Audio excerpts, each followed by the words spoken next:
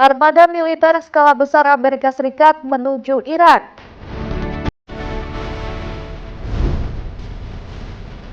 Blackpink tutup tur dunia jelajahi 3 benua.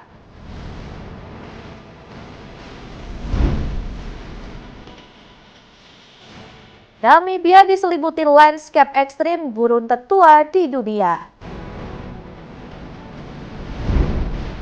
Halo pemirsa, selamat datang di Mata Dunia, program yang mengupas berita dan peristiwa global dari berbagai belahan dunia. Saya Jentiara akan menemani Anda berikut berita selengkapnya.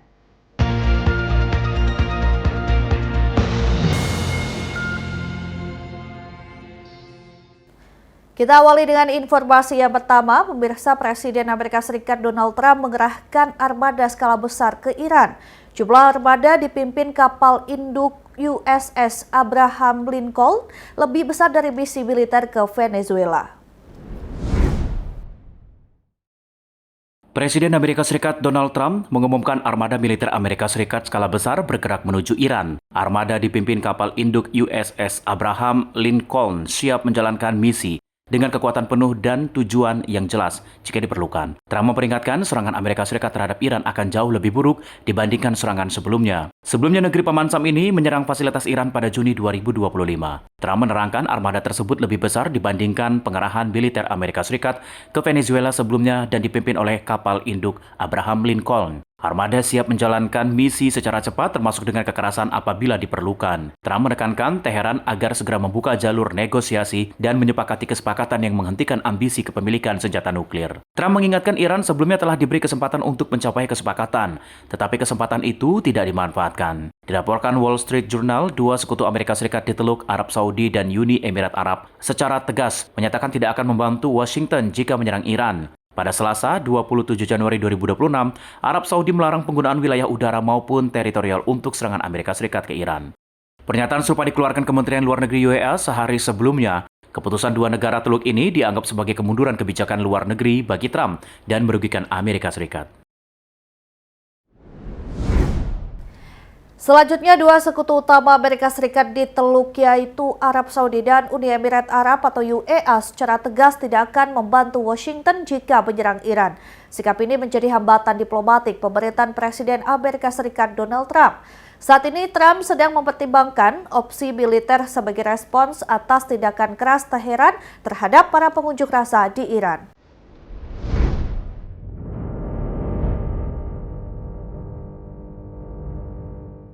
Dua sekutu utama Amerika Serikat di Teluk yaitu Arab Saudi dan Uni Emirat Arab dengan tegas menyatakan tidak akan membantu Washington jika menyerang Iran.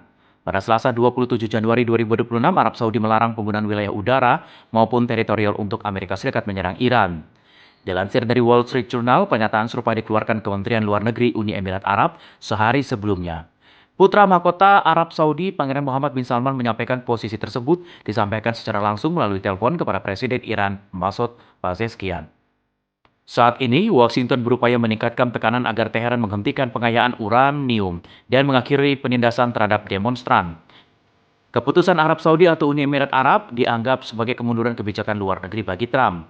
Keputusan negara-negara teluk ini bukan tanpa alasan. Karim Sajapur dari Carnegie Endowment for International Peace menerangkan Arab Saudi masih dibayangi trauma serangan terhadap fasilitas minyak mereka pada 2019, dituding dilakukan Iran saat Trump menjabat periode pertama. Rezim Iran lebih lemah membentukkan Arab Saudi dan Uni Emirat Arab, tetapi kedua negara khawatir akan kerusuhan regional dan pembalasan Iran. Kedua negara tidak ingin menjadi ujung tombak dalam konfrontasi Amerika Serikat.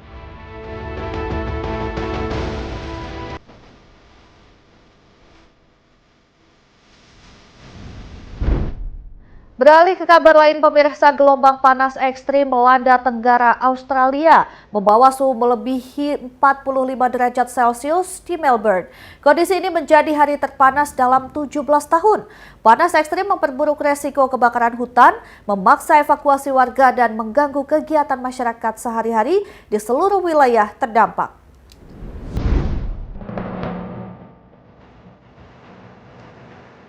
Gelombang panas luar biasa menyerang Tenggara Australia pada Selasa 27 Januari 2026 mengakibatkan berbagai catatan suhu baru. di Melbourne dilaporkan sebagai hari terpanas dalam hampir 17 tahun. Suhu di sebagian wilayah Melbourne melebihi 45 derajat Celcius. Data awal Biro Meteorologi Australia menunjukkan beberapa kota pedalaman di Victoria mencapai suhu hampir 49 derajat Celcius, mengalahkan rekor suhu tertinggi sebelumnya. Kondisi ini menimbulkan resiko kebakaran hutan sangat ekstrim. Keadaan terik ini membuat beberapa komunitas pedesaan dikerahkan melalui evakuasi paksa dan memperingatkan warga agar waspada terhadap kondisi darurat, termasuk bahaya kebakaran dan gangguan kesehatan. Panas menyengat juga mengganggu kegiatan publik. Kondisi ekstrim terdapat dalam turnamen Australian Open. Di sini jumlah penonton menurun secara drastis dan protokol meminta peserta menjaga kesehatan. Kondisi panas dan risiko kebakaran terus berlanjut saat otoritas setempat terus mengatur langkah keselamatan dan meminta warga menjaga kesehatan, terutama bagi mereka yang rentan terhadap panas ekstrim.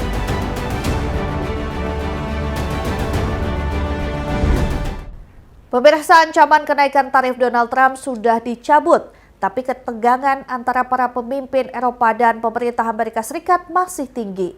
Isu boikot Piala Dunia 2026 akan digelar di Amerika Serikat bersama Kanada dan Meksiko mencuat ke permukaan. Pemirsa, jangan kemana-mana, kami akan segera kembali dengan informasi terkait seorang turis wanita yang digigit seekor macan tutul salju. Informasi selengkapnya usai jeda, tetaplah bersama kami.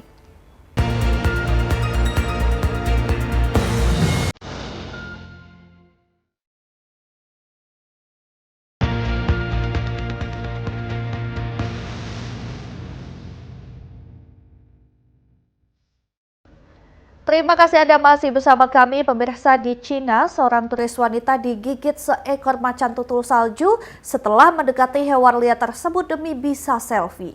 Video insiden ini menyebar luas di media sosial dan menyulut peringatan keras mengenai keselamatan wisata alam. Insiden mengerikan terjadi pada Jumat 23 Januari 2026 di wilayah Talat, Kecamatan Kok Tokai, Kabupaten Fuyun, Frekur Altai, wilayah otonom Xinjiang, Uighur, China. Seorang turis wanita sedang bermain ski tergigit macan tutul salju setelah mendekat hanya beberapa meter untuk mengambil foto selfie. Dalam video beredar luas di media sosial, wanita tersebut terlihat tergeletak di atas salju dengan hewan predator berada di atasnya. Saat itu beberapa orang di lokasi segera berupaya mengusir hewan tersebut hingga akhirnya seorang instruktur ski membantu mengusir menggunakan tiang ski. Serangan macan tutul salju membahayakan nyawa. Korban berhasil selamat dan dilarikan ke rumah sakit setempat. Korban mengalami luka serius di bagian wajah. Sebelumnya korban bertemu macan tutul salju saat perjalanan pulang ke hotelnya setelah sehari bermain ski di kawasan tersebut. Otoritas setempat sudah memberikan peringatan untuk tidak mendekati hewan liar. Namun korban terus mendekat hingga jaraknya dengan hewan hanya sekitar 3 hingga 10 meter. Saat mencoba mengambil foto, macan tutul salju tersebut menyerang dengan menerkam dan menggigit wajahnya. Otoritas setempat meningkatkan patroli keselamatan dan menegaskan penting mematuhi petunjuk keselamatan, terutama jangan mendekati satwa liar dan segera melaporkan kepada petugas jika melihat hewan liar. Video viral serangan ini menyebabkan kecaman netizen dan mengutuk kelompok turis dianggap ceroboh dan mengabaikan aturan keselamatan, serta menjadi pengingat keras untuk menghormati habitat hewan liar. Kabar berikutnya dari grup K-pop Blackpink yang resmi menutup rangkaian tur dunia Deadline setelah berlangsung selama 6 bulan menjelajahi 3 benua. Konser terakhir digelar di Kai Tak Stadium, Hong Kong.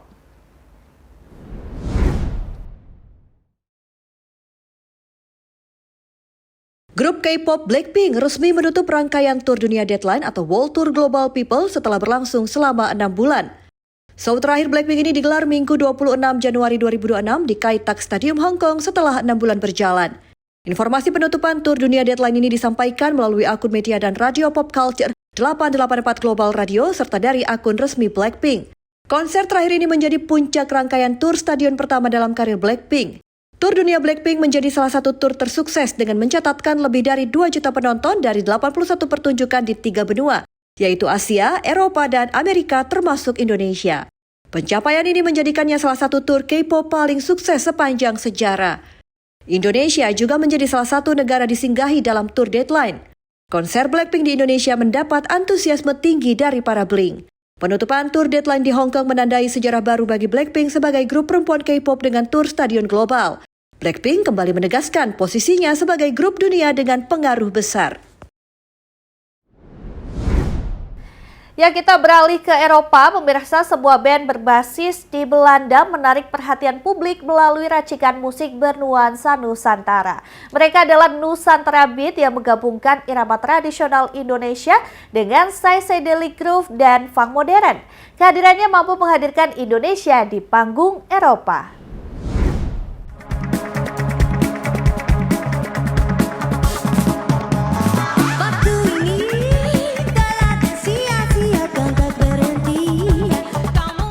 Sebuah band berbasis di Belanda menarik perhatian publik melalui racikan musik bernuansa Nusantara. Nusantara Beat nama bandnya bermarkas di Amsterdam, Belanda. Band ini dikenal lewat gaya musik yang unik dan berbeda.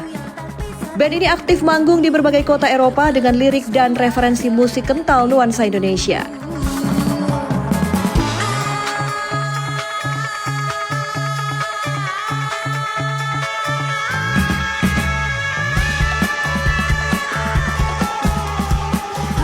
Tak hanya memproduksi lagu orisinal, Nusantara Beat juga memberi nafas baru pada lagu-lagu lama Indonesia. Sejumlah lagu seperti Jenger, Sifat Manusia hingga Mang Becak diaransemen ulang dengan sentuhan psikedelik khas Nusantara Beat. Dalam album debut bertajuk Nusantara Beat, mereka juga merilis lagu orisinal seperti Bakar, Cinta Itu Menyakitkan, dan Tamat dengan lirik bahasa Indonesia. Nusantara Beat perlahan memperkenalkan warna musik Indonesia ke pendengar internasional tanpa kehilangan identitas budayanya.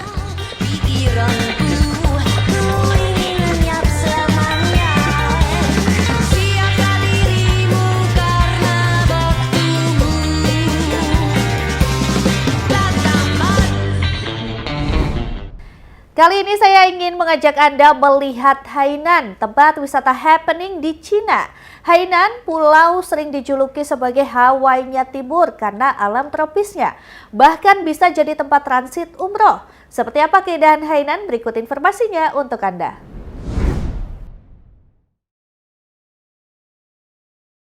Hainan adalah pulau dikenal sebagai Hawaii of China. Pulau ini sering dijuluki sebagai Hawaii-nya Timur karena alam tropisnya. Julukan tersebut tidak mengada-ngada lantaran keindahannya bak surga di bumi. Hainan kini menjadi tempat wisata dan sedang ramai perbincangan di China. Dengan pantai berpasir putih, laut biru kehijauan, hutan tropis yang luas, hingga kuliner laut yang segar, Hainan menawarkan pengalaman liburan tropis penuh daya pikat. Beberapa destinasi populer di Hainan antara lain Sanya Bay dengan panorama pantai indah, sunset romantis, dan hotel-hotel berkelas. Yalong Bay menarik wisatawan karena pasir putih bersih dan toko-toko souvenir yang unik. Dan Muslim Tourism dikembangkan Hainan dengan menyediakan makanan halal, tempat sholat di bandara hingga akomodasi transit seperti hotel gratis untuk penumpang internasional. Jemaah umroh asal Indonesia bisa memanfaatkan transit di Hainan. Akhir-akhir ini Hainan viral di media sosial. Selain itu, kawasan ini juga tumbuh sebagai pusat perdagangan bebas, pusat bisnis, serta destinasi medical tourism kelas dunia. Hainan memiliki 3 bandara internasional utama, membuka akses ke berbagai kota di China maupun dunia. Bagaimana pemirsa, apakah tertarik berkunjung ke Hainan? Pemirsa, usai jeda kami akan mengajak Anda menjelajahi Namibia yang diselimuti landscape ekstrim. Informasi selengkapnya usai jeda, tetap saksikan Mata Dunia.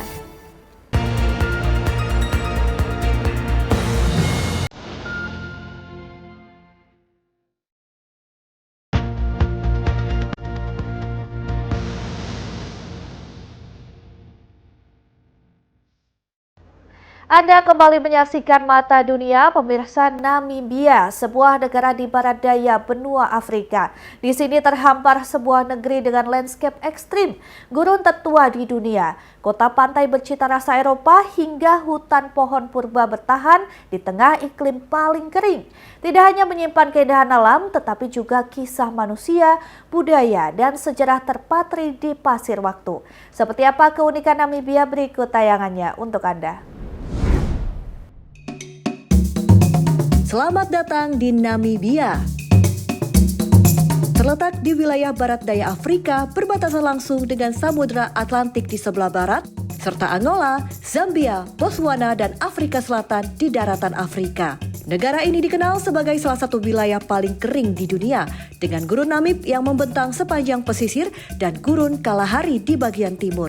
Kondisi geografis ekstrim ini membentuk cara hidup masyarakat Namibia yang sejak lama beradaptasi dengan alam dari padang pasir hingga pesisir laut. Bahasa Inggris menjadi bahasa resmi negara. Sebagian masyarakat hidup dari pertanian dan peternakan tradisional.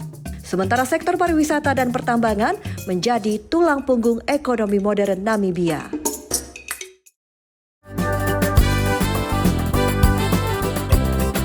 Di wilayah selatan Namibia dekat kota Keetmanshoop berdiri sebuah kawasan alam yang unik dan langka, Quiver Tree Forest. Hutan ini dipenuhi pohon quiver atau Aloedendron dicotomum yang telah hidup ratusan tahun di tengah lingkungan kering. Bagi suku San, pohon ini memiliki nilai budaya tinggi karena cabangnya dahulu digunakan sebagai tempat penyimpan anak panah. Quiver Tree Forest kini dilindungi sebagai monumen nasional sekaligus menjadi simbol ketahanan alam Namibia menghadapi perubahan iklim.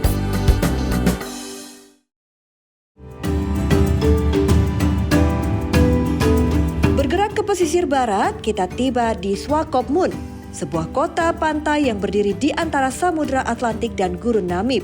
Swakopmund dikenal dengan bangunan bergaya kolonial Jerman, jalan-jalan bersih, serta kafe dan museum yang mencerminkan sejarah panjang kota ini.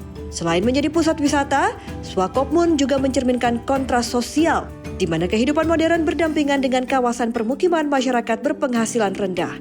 Di kota ini, gurun dan laut bertemu, menghadirkan landscape yang jarang ditemukan di belahan dunia lain.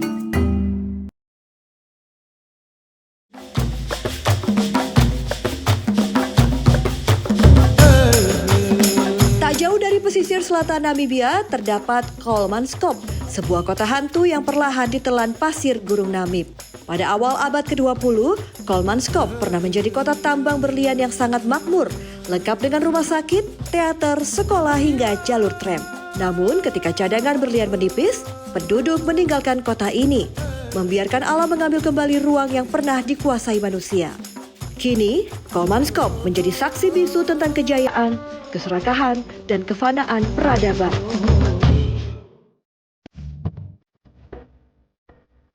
Namibia bukan sekedar tujuan wisata, melainkan ruang refleksi tentang hubungan manusia dengan alam. Dari hutan pohon purba, kota pantai yang hidup, hingga kota mati yang membeku dalam waktu, Namibia mengajarkan bahwa alam selalu memiliki kata terakhir.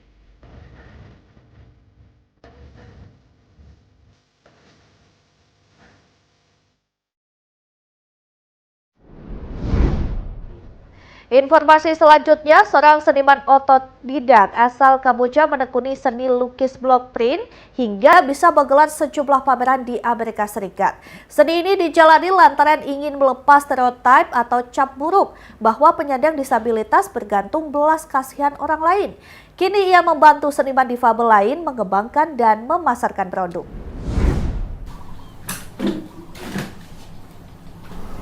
Dari studio rumahnya di Siem Reap, Kamboja, Morn Chair melukis dan mencetak gambar dengan block print bersama istrinya, Phuong Thao.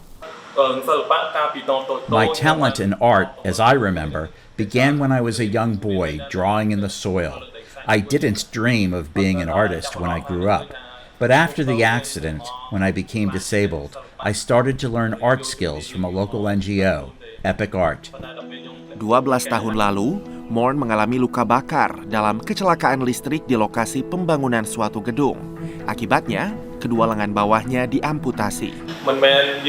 When I was in the village, I thought I was alone. I saw some people were struggling more than me. That made me want to live my life and work hard. 4 tahun lalu, Morn bertemu Lauren Ida, seniman Amerika asal Seattle yang membuka studio bagi seniman lokal Kamboja. At first he was just drawing, he drew the first block and then I chiseled it. And then the second time he said, oh, I think I can do that. Let me try. And now he's very prolific. So he's creating larger blocks, very highly detailed blocks. He's painting a lot more with acrylic on canvases. The painting that shows me with the butterfly wings illustrates the turning point in my life. from a rural boy in the rice field who didn't know the city and didn't know many people. Then, when I turned to art, my life changes. Setelah amputasi, Paman Morn memberinya pekerjaan, beternak bebek. Ini tertuang dalam karya bertajuk Sometimes Happy, Sometimes Difficult yang dipamerkan di Denver, Colorado. It was hot, difficult work, but he was grateful for the job. And so just the sentiment that sometimes happy, sometimes difficult, I think resonates with so many different people. Bagi Morn, karya seni dan kecelakaan yang menimpanya merupakan kisah tak terpisahkan. I changed the mindset of people who used to think that with a disability I could not do anything besides being a beggar or fed by others. Kini Morn tergabung dalam Open Studio Cambodia yang menyediakan jasa pemasaran, suplai, dan kesempatan pameran untuk mempromosikan seni kontemporer Kamboja. Pemirsa, demikian Mata Dunia kali ini. Terus saksikan berita Nasional TV. Saya Ajeng Tira beserta kru yang bertugas pamit undur diri. Terima kasih dan sampai jumpa.